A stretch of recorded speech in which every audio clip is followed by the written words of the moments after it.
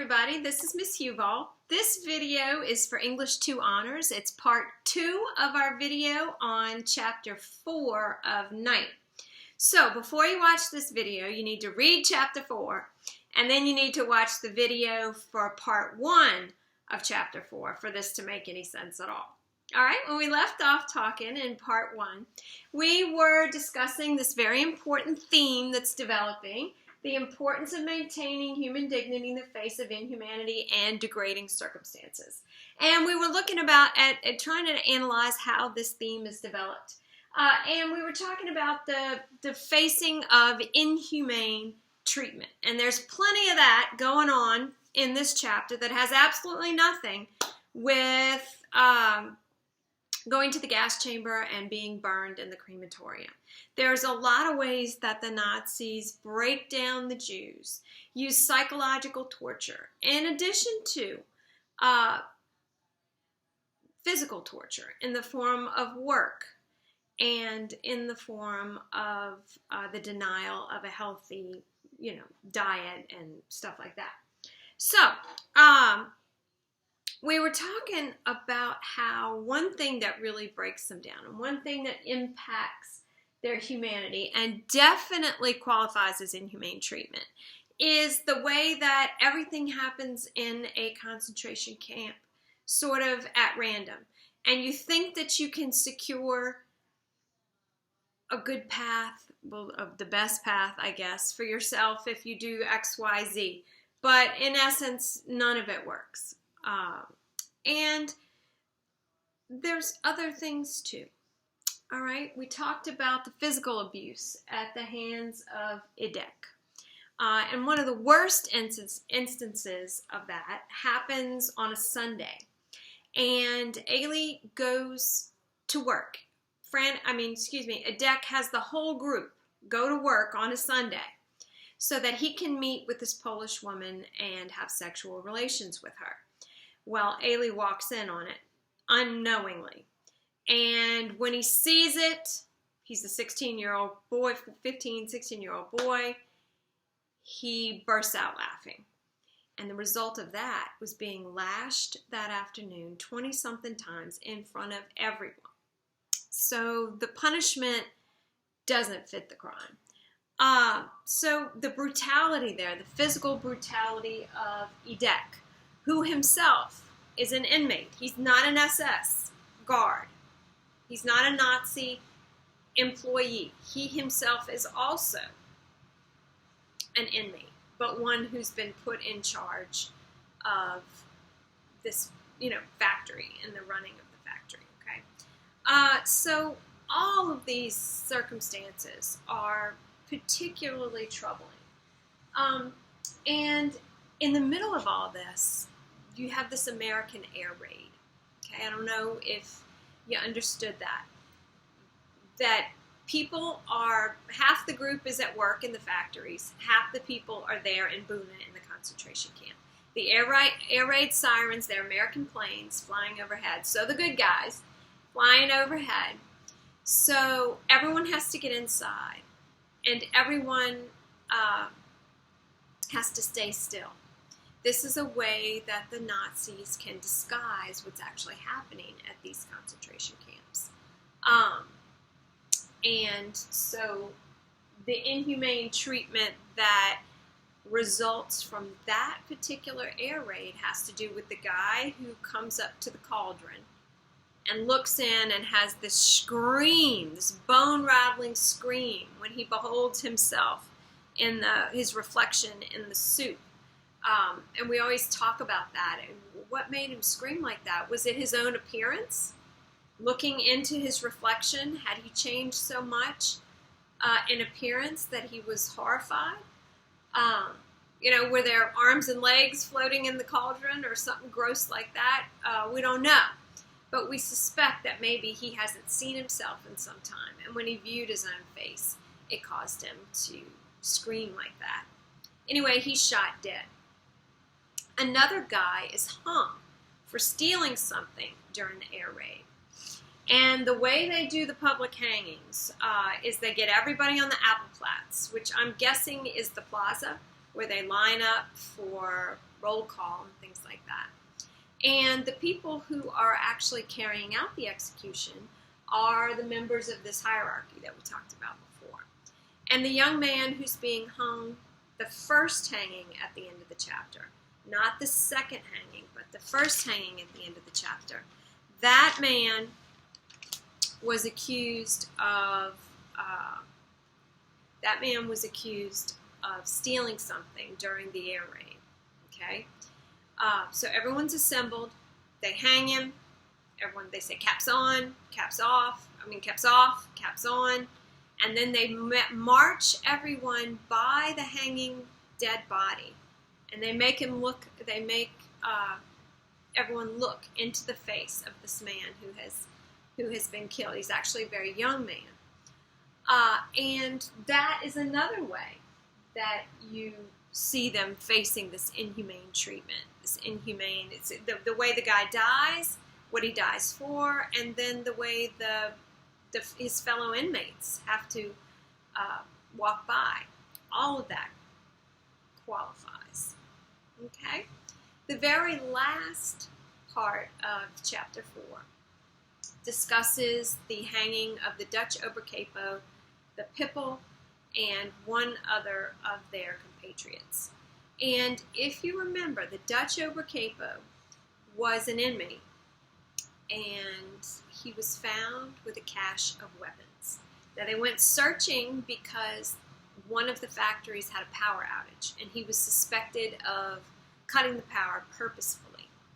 Then when they went searching, they found these weapons, that he had weapons. Now, they torture him and the other guy and the Pipple, and they will not give up any other names. And as a result, they're hung. Okay? The Dutch overcapo and the Pipple were beloved.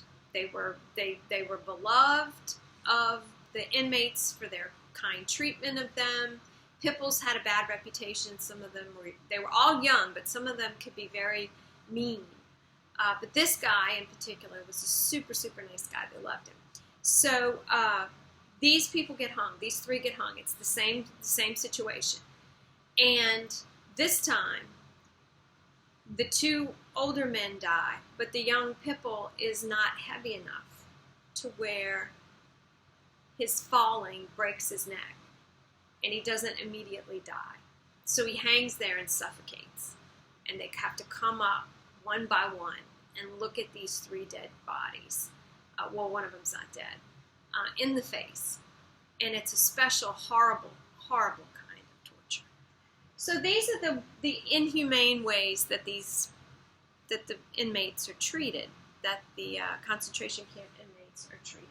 And what impact does it have on them? Do they cling to humanity, or do they lose their human dignity? And you can find examples of both, for sure. Lots of examples of both. Think about all of the times in this chapter where people were kind to one another. The one that probably stands out the most in your mind is the first time that Edek beats Ailey.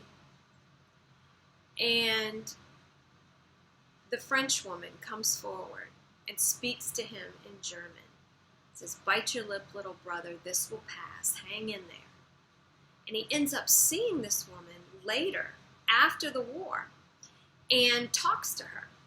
And it turns out that she was a Jew, a German Jew, passing as Aryan and French.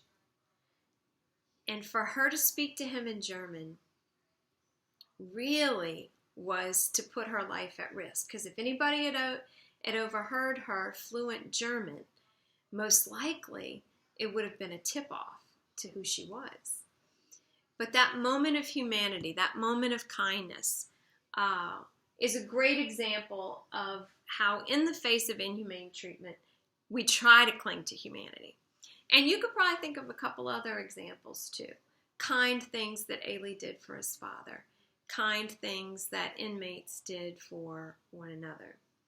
But there's also a lot of examples of the negative impact of this inhumane treatment. And I guess the best one would be the impact that it has on Ailey at the end of chapter 4. The end of chapter 4, he talks about after that experience with watching the Pipple hang there. He says that someone asked the question, "Where's God?" And Ailey answers in his mind, saying, "He's dead. He's dead there on the gallows. God is dead." And that is an astonishing thing for a kid like Ailey to say, because we know he's an extremely devout person, or was an extremely devout person prior to coming to Auschwitz. So that's a big one, and that's that loss of that essentially human thing that was so important to him. In another part of chapter 4, and this happens on page 52, he talks about how he just doesn't care anymore, and that he's become a body that wants soup and bread. Even worse, a stomach that wants soup and bread. His human person has been degraded to where the most important thing to him is bread and soup. And that's saying a lot, because we know his dad is extremely important to him.